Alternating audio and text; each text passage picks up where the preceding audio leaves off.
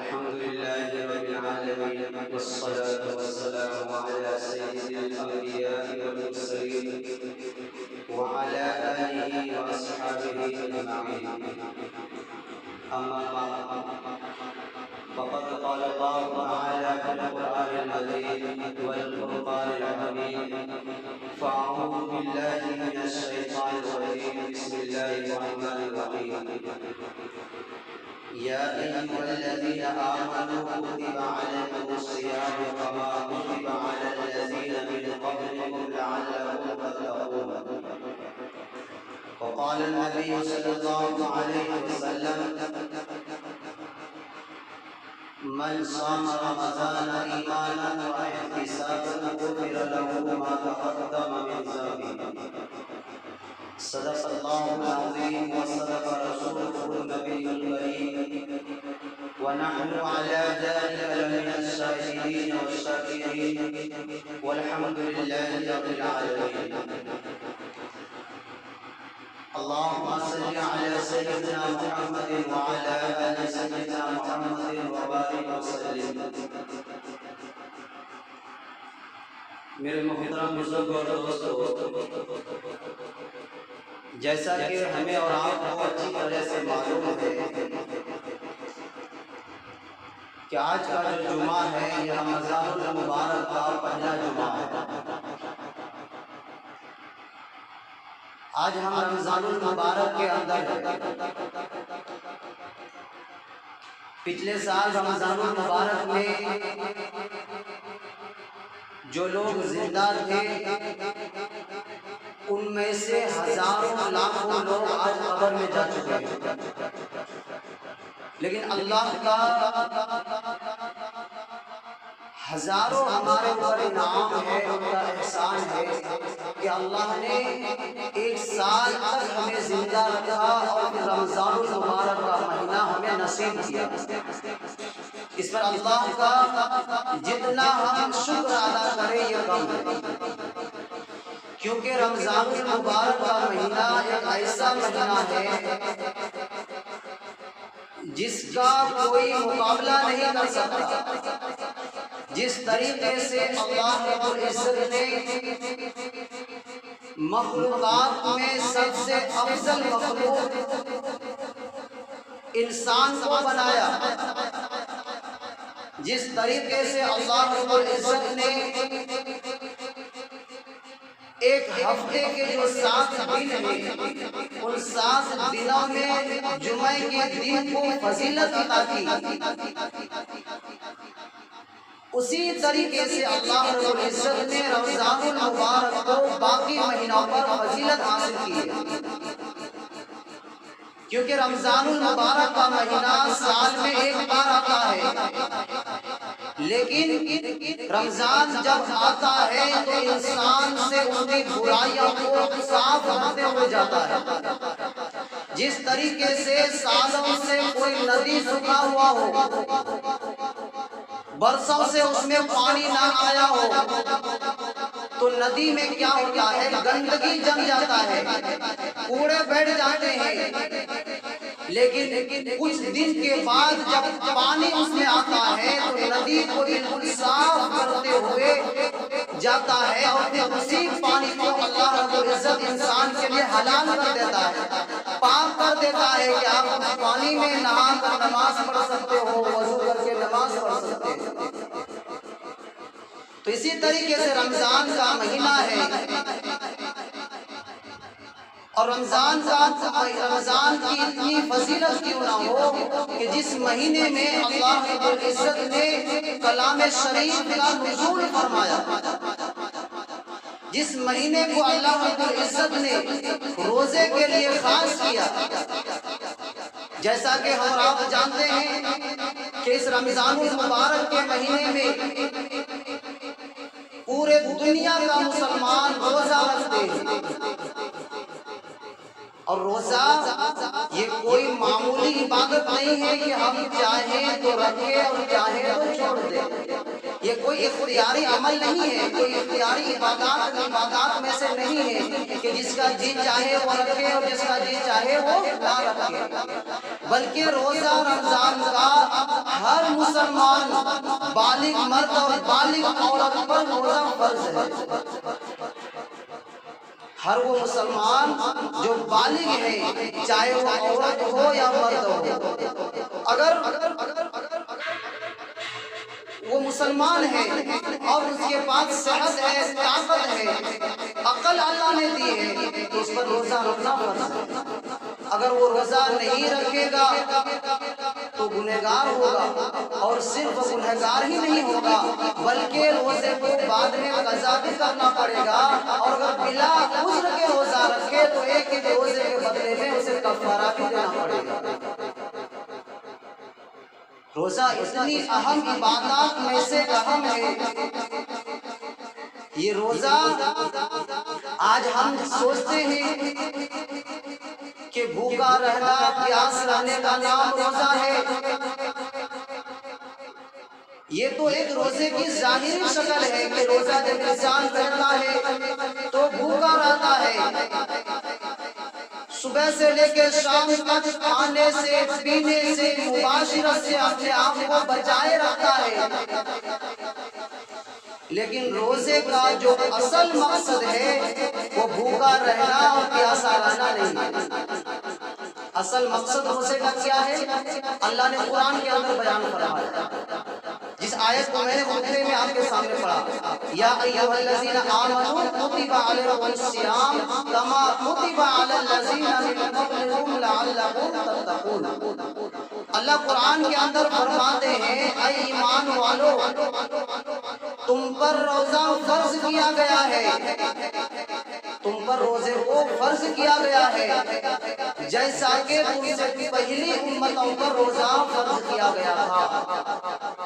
اور یہ روزہ کیوں فرض کیا ہے؟ اللہ نے اس کی مقصد کو بتایا، لعلکم تتقون، تاکہ تمہارے اندر تقوی پیدا ہو جائے۔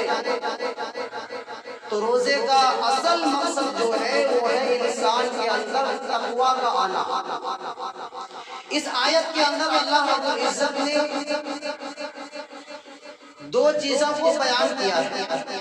پہلی چیز تو روزے کی فرضیت کو اللہ نے اس آیت کے اندر بتایا، اور دوسری چیز جو سب سے زیادہ اہم ہے وہ یہ ہے کہ اللہ نے روزے کی فرضیت کو ساتھ میں بتاتے ہوئے یہ بھی بتایا کہ انسان، یہ روزہ صرف تمہارے اوپر فرض نہیں کیا گیا ہے بلکہ تم سے پہلے جتنی بھی امتیں آئی، آدم علیہ السلام سے لے کر عیسیٰ علیہ السلام تک، کم و بیش 1,24,000 انبیاء علیہ السلام دنیا میں تشریف لائے۔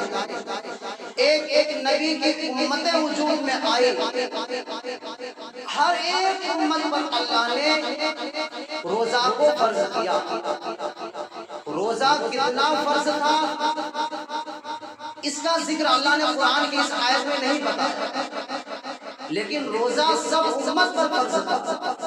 اللہ نے اس آیت میں ساتھ میں اس بات کو اس لیے بتایا، ہو سکتا ہے کہ جب مسلمان اور نبی کی امت اس بات کو سنیں گے کہ تم پر 30 دن کا روزہ فرض کیا گیا ہے، ہو سکتا ہے کہ وہ ڈر جائے، ہو سکتا ہے کہ وہ سہم جائے، ہو سکتا ہے کہ وہ بالکل پریشان ہو جائے کہ اللہ نے ہم پر اتنا بڑا ظلم کیا ہے کہ گرمی کے وقت میں، دھوپ کے وقت میں، مئی جون کے وقت میں اللہ نے روزے کو فرض کیا ہے اور 30 دن کا روزہ رکھنا پڑے گا۔ یہ سوچ کر ایمان والوں کے دلوں میں، مسلمانوں کے دلوں میں کہیں یہ اندیشہ نہ ہو جائے کہ ہم پر اللہ نے بہت بڑا ظلم کیا ہے، اس لیے اللہ نے ساتھ میں یہ فرمایا، کما کتب علی الذین من قبلکم، کیا ایمان والو یہ روزہ صرف تم پر فرض نہیں کیا ہے بلکہ تم سے پہلے جتنی بھی امتیں دنیا میں آئی ہر ایک امت پر روزہ فرض تھا۔ روزہ کتنا تھا، روزے کی کیفیت کیا تھی، روزے کی نوعیت کیا تھی، اس چیز کو اللہ نے یہاں پر ذکر نہیں کیا بلکہ اتنا بتایا کہ اس سے پہلے جتنے بھی لوگ آئے، جتنے بھی قوم آئی، جتنے بھی امتیں دنیا میں آئی، سب امتوں پر، سب قوم پر روزہ فرض تھا۔ تو اب مسلمانوں پر یہ روزہ کوئی نوا چیز ہے نہیں، بلکہ یہ روزہ پرانی عبادت ہے۔ روزہ ایک پرانی عبادت ہے۔ آج ہم ایسے بہت سارے لوگ یہ سوچتے ہیں کہ اللہ نے ہم پر بہت بڑا ظلم کیا ہے کہ اللہ 30 دن کا روزہ ہم پر فرض کیا۔ اسی بات کو دل میں نہ آنے کے لیے اللہ نے ساتھ میں یہ ارشاد فرمایا کما کتب علی الذین، کیونکہ روزہ ہر قوم کی ایک نشانی ہے۔ آدم علیہ السلام دنیا میں آئے، آدم علیہ السلام بھی روزہ رکھتے تھے۔ کون سا روزہ رکھتے تھے؟ ہر مہینے کی 13، 14، 15 تاریخ کو روزہ رکھتے، اور ان کے قوم بھی وہی روزہ رکھتے۔ اسی طریقے سے موسیٰ علیہ السلام آئے، ابراہیم علیہ السلام آئے، داؤد علیہ السلام کے بارے میں یہاں تک آتا ہے تاریخ کے اندر کہ داؤد علیہ السلام 6 مہینہ روزہ رکھتے تھے۔ کتنا دن؟ 6 مہینہ روزہ رکھتے تھے۔ 1 مہینہ 2 مہینہ نہیں، انہوں نے 6 مہینہ روزہ رکھا۔ اس کی ترتیب یہ تھی کہ ایک دن روزہ رکھتے تھے اور ایک دن کھاتے تھے، پھر دوسرا دن روزہ رکھتے، پھر بیچ میں ایک دن گیٹ، پھر دوسرا دن روزہ۔ تو اس طریقے سے داؤد علیہ السلام سال کے 6 مہینہ مسلسل روزہ رکھتے۔ ہم کتنا رکھتے ہیں؟ صرف 1 مہینہ۔ 1 مہینہ اللہ نے اس امت پر روزے کو فرض کیا۔ یہود و نصارہ بنی اسرائیل کی بعض قومیں 40 دن تک کا روزہ رکھتی، 40 دن روزہ رکھتی۔ اللہ نے ہمیں کتنے دن روزہ رکھنے کا حکم دیا ہے؟ 30 دن کا روزہ۔ وہ بھی 30 دن کنفرم نہیں بول سکتے، 30 پر 9 دن میں ہی چاند نظر آ جائے گا اور خطبہ کا نماز ہو سکتا ہے کہ نہیں؟ تو اللہ نے ہم پر بہت آسان کی ہے کہ اللہ نے اس امت کو 1 مہینہ کا روزہ دیا، ورنہ اس سے پہلی امتوں کے اندر ان کی شریعتیں اس شریعت سے کئی اور مشکل تھی، اس پر عمل کرنا اس سے بہت مشکل ہوتا تھا۔ پھر اللہ نے اس شریعت کو ہمارے لیے آسان اور بہت ہی سہولت طریقے سے پیش کیا ہے تاکہ یہ امت اعمال کے ساتھ ساتھ اپنے کام کو بھی کر سکے۔ اور روزہ یہ عام عبادت کی طرح سے نہیں ہے، روزہ ایک ایسی عبادت ہے کہ ہم روزہ رکھ کر ہر حلال کام کر سکتے ہیں۔ آپ نماز پڑھ رہے ہیں، آپ نماز کے لیے 2 رکعت نیت باندھ لیے ہیں، اب بتائیے اب آپ نماز کی حالت میں ہیں، آپ کام کر سکتے ہیں کیا؟ کام نہیں کر سکتے۔ آپ حج کے لیے گئے، آپ حج کر رہے ہیں، حج کے ارکان کو ادا کر رہے ہیں، اور آپ کو دوسرا بھی ایک کام ہے کہ جسے ملاقات کرنا ہے، آپ یا تو حج کریں گے یا اسے ملاقات کریں گے، 2 کام ایک وقت میں کر سکتے نہیں کر سکتے۔ اسی طریقے سے اور جیسے قرآن کی تلاوت ہے، آپ قرآن کی تلاوت کر رہے ہیں اور اسی وقت آپ کو کسی آدمی سے ملاقات کرنا ہے، ملنا ہے، آپ تلاوت بھی کریں گے، ملیں گے، یہ نہیں ہو پائے۔ یا تو آپ تلاوت کریں گے یا تلاوت کو پڑھ کر کے اس کے پاس بیٹھ کر بات کریں گے، یہی راستہ ہے۔ لیکن روزہ ایک ایسی عبادت ہے کہ آپ روزہ رکھ کر ہر کام کر سکتے ہیں۔ ابھی میرا روزہ ہے، بیان کر رہا ہوں، میرا روزہ ہے، آپ بیان سن رہے ہیں، جمعہ کی نماز ختم ہو جائے گی، دکان جائیں گے کام کریں گے، آپ بھی دکان جائیں گے کام کریں گے، ہے کہ نہیں؟ روزے پر کوئی فرق پڑتا ہے کیا؟ نہیں پڑتا۔ تو روزہ ایک ایسی عبادت ہے کہ ہم روزہ رکھ کر ہر کام سہولت سے نہیں بلکہ شریعت کے دائرے میں رکھ کر سکتے ہیں، اور وہ کام پر بھی اللہ ثواب دے گا، کام پر بھی اللہ ثواب دے گا۔ اس بندے نے روزے رکھ کر حلال طریقے سے رزق کو کمایا، اس پر الگ ثواب ملے گا۔ روزے کے علاوہ باقی جتنے بھی اعمال ہیں ہم اسے کرتے ہوئے دوسرا کام نہیں کر سکتے۔ یہ روزے کی ایک الگ خاصیت ہے کہ ہم روزہ بھی ہوں اور دنیا کے کام بھی آسانی سے کر سکتے ہیں۔ اس لیے اللہ رب العزت نے روزے کے اوپر وہ اجر رکھا ہے جو کسی اور عبادات پر نہیں رکھا۔ مثال کے طور پہ اللہ نے روزے کے بارے میں فرمایا الصوم لی وانا اجزی بہ، کہ روزہ میرے لیے ہے اور اس کا بدلہ میں دوں گا۔ روزہ میرے لیے ہے۔ آپ بتائیے ہم جو نماز پڑھتے ہیں کس کے لیے نماز پڑھتے ہیں؟ اللہ کے لیے نہ پڑھتے ہیں۔ حج کرتے ہیں کس کے لیے حج کرتے ہیں؟ اللہ کے لیے۔ زکوٰۃ دیتے ہیں کس کے لیے زکوٰۃ دیتے ہیں؟ اللہ کے لیے۔ قرآن پڑھتے ہیں کس کے لیے قرآن پڑھتے ہیں؟ اللہ کے لیے۔ لیکن اللہ رب العزت کا یہاں پر انداز دیکھیے، اللہ صرف روزے کو کہہ رہا ہے کہ روزہ میرے لیے ہے، الصوم لی، روزہ میرے لیے ہے اور میں ہی اس کا بدلہ دوں گا۔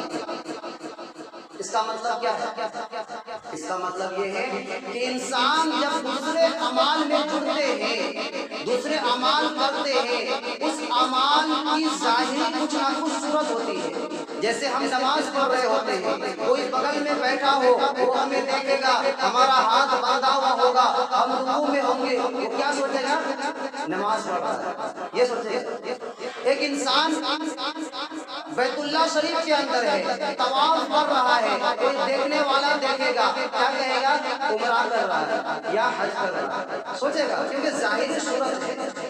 ایک انسان کسی کو زکوٰۃ دے رہا ہے، جس کو دے رہا ہے وہ ظاہری صورت کو دیکھ رہا ہے کہ یہ زکوٰۃ دے رہا ہے، ظاہری صورت ہرگز ہم دیکھ سکتے ہیں۔ لیکن روزہ ایک ایسی عبادت ہے، روزہ ایک ایسا کام ہے کہ ہم روزہ ہے، کوئی دیکھتا کیا؟ ہنکی میں روزہ دستا کیا؟ بولو بھائی، نہیں دستا۔ روزہ ہنکی میں نہیں دستا، روزہ ہمیں ہی کس کو پتہ دستا؟